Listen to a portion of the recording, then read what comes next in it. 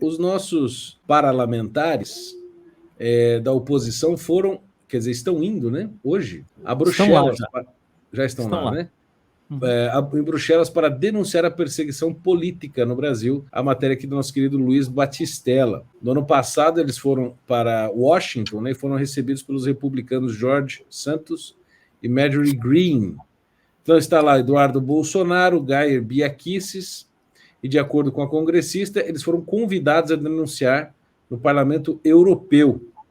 E pelo que... depois vão também ao Tribunal de Haia na Holanda, né? Pelo que eu fiquei sabendo, esta é uma comissão autorizada, né, pelo Congresso Nacional, tem um aval do Lira. Né? Pela Credência? Pode ser pela Credência, estão indo como missão oficial para a Europa para denunciar os problemas que nós vamos falar hoje, né? Assim que a gente entrar no assunto do Elinho. Eduardo está por lá também? O Eduardo está. O Biakissis, Eduardo e se não me engano, e o Geir. E o Geir, exatamente. E também parece que tem jornalistas, uma equipe razoavelmente grande, mas parece que está mais organizado do que a ida a Washington, né? Mas, Paulo, você ficou sabendo de mais informação dessa ida do pessoal para Bruxelas? Eu conversei com a Biakissis ontem de madrugada. Ela estava chegando, eles estavam chegando em Portugal, e ela me passou aqui. Eles têm uma pré-agenda, tem várias possibilidades. Eles vão para o Parlamento. Hoje eles iriam para o Parlamento Europeu, lá em Bruxelas. Eles também têm programado uma visita ao Tribunal de Haia, e aí depende de uma série de confirmações, tal, não é assim, não é uma coisa certa. Tinha outros nomes, né, nessa comitiva, mas que não se confirmaram. Os confirmados mesmo são Eduardo Bolsonaro, Geir e a Biakissis. É que o pessoal desistiu de ir depois que deu todo o rolo do Elon Musk. Eu vi pelo menos o Marcel Van Hatten falando que não iria poder ficar viajando aí com o Michael Schulenberg, que também desistiu de ir embora, né? Que ele estava com a viagem marcada para ir embora do Brasil, desistiu de ficar para poder, enfim, né, dar entrevistas, participar aí de toda o bafafá envolvendo Elito e o Alexandre de Moraes, e aí alguns deputados acharam melhor ficar. Eu acho que... Oi? Então, desculpe, inclusive o que o Marcel Van Hatten, eu vi ele falando também, né, que era para tentar provar, né, que ele falou do abuso de autoridade, na CPI do abuso de autoridade que ele estava querendo aqui. Eu acho que acabou sendo um momento ideal, né, para dizer. Esse é um momento importante, né, porque a repercussão existe lá na Europa. É claro que a mídia europeia é toda globalista, né? Eles usam eles dizem que é a extrema direita que está se manifestando. É assim. Mas eu acho que essa viagem acontece num momento importante. Acabou tendo uma coincidência feliz aí, né? De ter toda essa história do Elon Musk e tal. Vai acabar ajudando. Acho que o pessoal lá O pessoal já está dizendo que é jogada ensaiada, minha mídia. Bom, na verdade, nós sabemos. Olha, eu vou dizer aqui, nós sabemos que não é ensaiado. A gente sabe que não é ensaiado. Inclusive, a gente teve a oportunidade de ir, né? A gente chegou a ser convidado para ir essa viagem, a gente acabou não indo, né? Ela estava marcada antes do negócio do Elon Musk. Estava marcada bem antes. Então a gente sabe que não teve jogada ensaiada alguma. Foi realmente uma coincidência. Agora eu tenho uma questão. Uma feliz coincidência. Oi. Uma questão, que assim, tudo bem, parabéns, que eu sou sempre o chato com essas viagens aí dos deputados, né? Então eu que faço o papel aqui do cara do mal, né? Eu tenho uma questão, que é a seguinte. O Eduardo tá lá, né? E eles vão lá denunciar os crimes, né? As perseguições, etc. Sobre tudo isso aí agora que o Elon Musk está denunciando. Mas eles vão denunciar o que exatamente? Quem?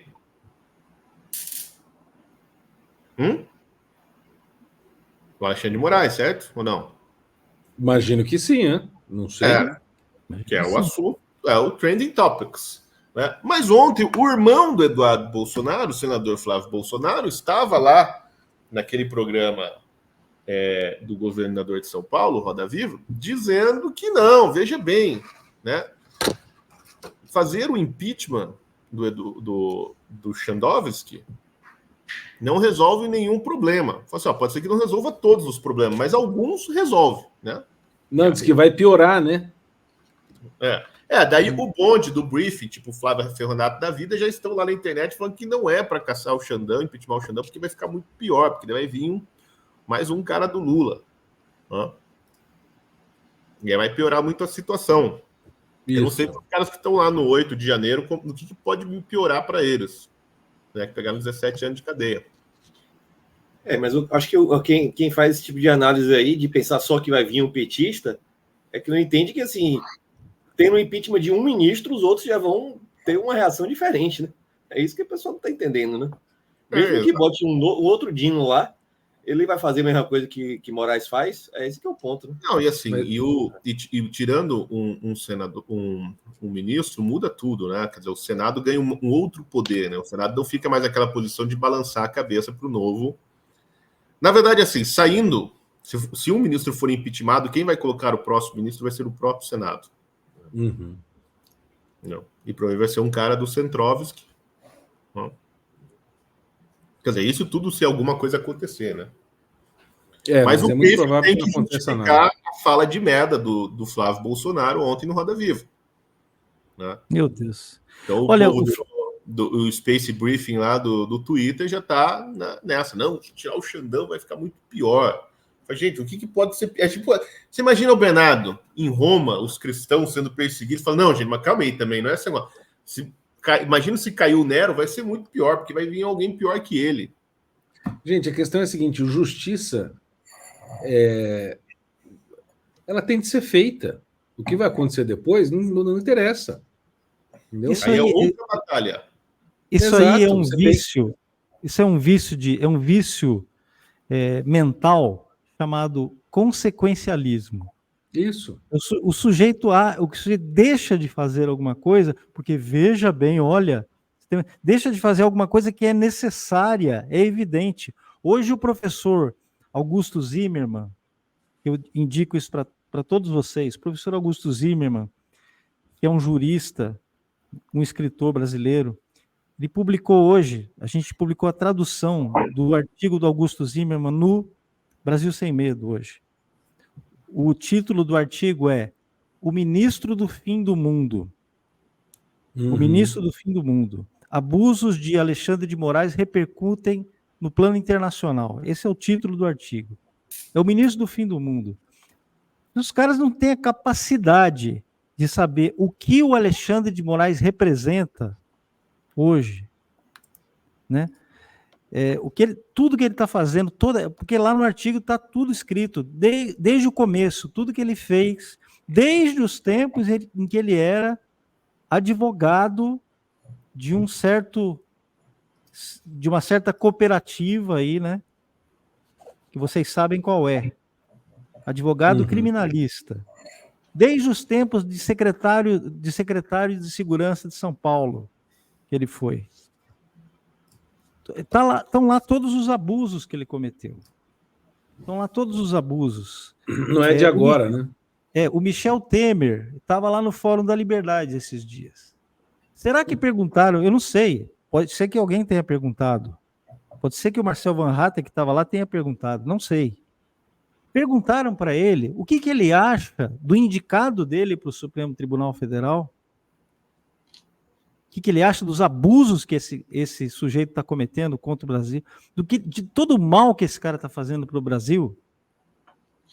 Então, cara, esse raciocínio é da turma do briefing, cara, de que, não, vamos deixar o Alexandre onde ele está. Cara, deixar o Alexandre onde ele está hoje é deixar que esses abusos continuem sendo cometidos, meu Deus. Não, uma certeza nós temos, que se ele ficar, os abusos continuarão e aumentarão. Vão continuar. Ele não vai parar. Porque ele só tem aumentado, que é o que nós estamos dizendo faz muito tempo. E qual é a única maneira legítima de tirar o Alexandre de Moraes do cargo dele? Qual que é o único instrumento legítimo? O Senado. Uhum. Então, a pressão sobre o Senado tem que ser total, inclusive por parte dos deputados, toda a oposição, todo mundo tem que pressionar o Senado, tem que pressionar o Rodrigo Pacheco, né? Que diante disso virou um, né? Qual foi a reação dele? A reação dele foi: não, temos que aprovar a regulação das redes sociais. Isso é fundamental. O Lira, que pode ter todos os defeitos do mundo, mas pelo menos, cara, ele é um homem. Ele não é feito de geleia, cara. Uhum. O Lira hoje sepultou o PL da censura. Hoje.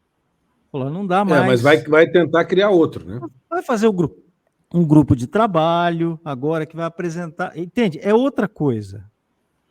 Mudou a perspectiva. Não sai da mão do Orlando Silva, né? Isso não é importante. Sai da mão do Orlando Silva. É alguma coisa já.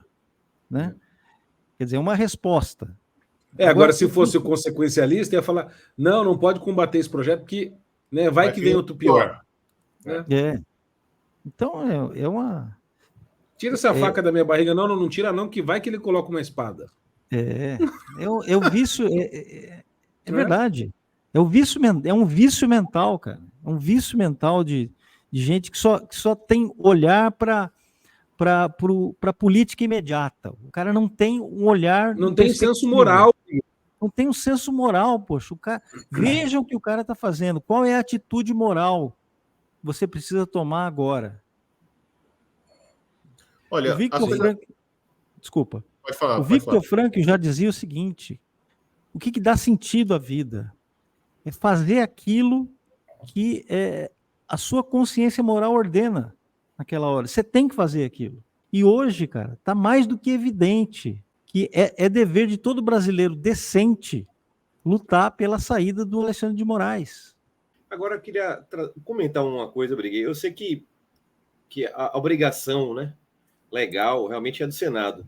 Mas será que, como o Senado está na configuração mais favorável, né, para o consórcio, né, PT-STF, não seria melhor começar alguma coisa da Câmara, entendeu? Porque mesmo que não tenha, digamos, um resultado efetivo, mas, por exemplo, se essa lei que Marcelo Van Hatten fala da abuso de autoridade, né, começa a investigar, aí começa a sair. Não, isso aí, porque, por exemplo, agora a mídia está toda abafando, só falava de Musk como um bilionário, não sei o que, querendo alguma coisa para desqualificar ele, né? Mas em nenhum momento falou dos argumentos porque Musk falou baseado em um texto original, que foi o texto de Schellenberg, né? Com Agape e com o Eli Vieira, né? Só que o dia desse mesmo eu vi essa Daniela Lima, ela dizendo que achou isso, Musk achou isso em Nárnia, tipo assim, como se fosse delirando aquilo, né? Mas enfim, eu estou dizendo o seguinte: será que não era melhor começar alguma coisa pela Câmara mesmo, entendeu? Assim, essa lei de abuso de autoridade, ou CPI, ou alguma coisa pela Câmara, porque o Senado, a sensação é que realmente, assim... Você tem razão, Lucas. Não, assim, o processo formal é legal, o de impeachment tem que começar pelo Senado quer dizer, não é só começar pelo Senado, ele se resolve no Senado, ele é prerrogativa do Senado. Ele não vai para a Câmara. Ele não vai para a Câmara, mas a política é outra coisa. A própria Câmara tem autonomia para investigar, sim. Entendeu? A Câmara pode fazer uma investigação, inclusive a Câmara pode sustar os inquéritos. Né? Ela pode cancelar as punições. A Câmara pode fazer muita coisa. Ela pode até não caçar o sujeito, mas ela pode investigar, ela pode requisitar os documentos que estão... Ela pode fazer um decreto legislativo, né? Exatamente. Ela pode requisitar os documentos de posse do Elon Musk, né, que diz que vai soltar assim que ele conseguir colocar os funcionários do Twitter Brasil em segurança, para que eles não sejam presos. Aliás, já foram convocados hoje, né, para depor na Polícia Federal, porque parece que eles estão importunando a democracia. Né? Por um motivo bizarro ainda, assim, porque eles estão manipulando a opinião pública de maneira ilícita. Eu procurei hoje na lei brasileira do Código Penal onde está isso lá, e eu não vi de maneira alguma, porque se isso for um crime, adeus publicidade, né? Porque a publicidade é justamente isso. Mas, né, o que acontece? A Câmara ela pode, sim, abrir iniciar uma investigação a respeito enfim, de todas essas denúncias que o Elon Musk está fazendo, a respeito da conduta do Alexandre de Moraes, a respeito da conduta do próprio TSE, e ela pode começar a fazer um monte de pressão política que torne inviável o Pacheco. Veja, o Pacheco arregou na questão das comissões mistas, que de análise de MP. Lembra, no começo do ano, as MPs do ano passado, as MPs estavam todas travadas, porque o Lira falou, não vamos voltar naquele esquema mais que era, agora eu quero fazer parte desse negócio. Né? E o Pacheco não queria mudar, não queria arregar, o Lira bateu o pé e falou, então o que vai acontecer? As MPs do governo não vão passar nada. Né? Aqui na Câmara, vocês podem até aprovar no Senado, mas na hora que chegar aqui na Câmara vai parar, porque a gente quer voltar para o esquema de comissão mista, a gente gostou daquilo, a gente vai participar, quer ter representatividade igual, né? Mesmo número de Senado, de deputados, mesmo de senadores. E o Pacheco não teve outro remédio senão sentar na mesa com o Lira e eles chegarem lá num bem bolado. Né? Então, a Câmara ela tem sim o poder, ela pode criar uma investigação, né, levantar todos os fatos e, em via dos fatos, de fato, pressionar o Senado, ou vamos falar na linguagem correta, que é chantagear o Senado. Né? Agora, nada mais desce, o Pacheco ele é um puppet do Lula, né, do governo, ele está lá para fazer o que o governo manda, nada mais que o Pacheco mandar vai descer do Senado e ser aprovado da Câmara. A Câmara tem meios políticos de pressionar o Senado para que o Senado abra o processo de impeachment. Não só abra, como vote favorável. Agora, tudo isso aí depende sempre de acordos políticos, da vontade dos seus líderes, etc. Agora é importante também, Grimaldo, acho que você falou, o Pacheco é puppet do governo, mas também é o puppet do sistema, né? Se a situação ficar tão desagradável, tão complicada para o sistema também, pode, né, ser expulso pelo próprio sistema também, né? Sim, mas olha, o que eu acho que vai acontecer é o seguinte: o próprio PT em breve começará a apoiar o impeachment do Alexandre de Moraes. Porque abre a perspectiva de colocar mais um, embora acho que eles vão ter poder, mas há alguns elementos disso. Né? Por exemplo, vou dar um exemplo aqui. Vocês se lembram que o Lula, talvez vocês não se lembrem, mas de fato aconteceu, o Lula apareceu ao vivo em 2019 criticando o Alexandre de Moraes pela decisão de impedir o Bolsonaro de nomear o Ramagem. O Lula fez isso, ao vivo. Né? E muito puto, onde já se viu um negócio desse. Né? Essas imagens foram recuperadas recentemente, vejam só onde. Num documentário de ninguém menos do que o Sputnik. Fez um vídeo de 20 minutos sobre o Xandão, contando toda a história do Xandão, lá no começo, com o celular da Marcela, aquela história toda, né? Até chegar onde o Xandão está hoje. Contou toda a história dele. Mas qual que é o objetivo do vídeo? Não é contar a história, porque quando você vai ver o que está a narrativa por trás, é o tempo inteiro, assim, a esquerda e o PT sempre detestaram o Xandão, a esquerda não tem nada a ver com esse cara. Né? É uma porque operação ele é do Temer. Sim, ele era um fato, e o documentário está certo nesse ponto, a esquerda nunca teve nada a ver com ele, até o começo do inquérito do fim do mundo, aí a situação mudou, né? E a esquerda começou a babar o ovo no Xandão. Né? E essa parte do documentário ali, dessa reportagem do Sputnik, eles ignoram.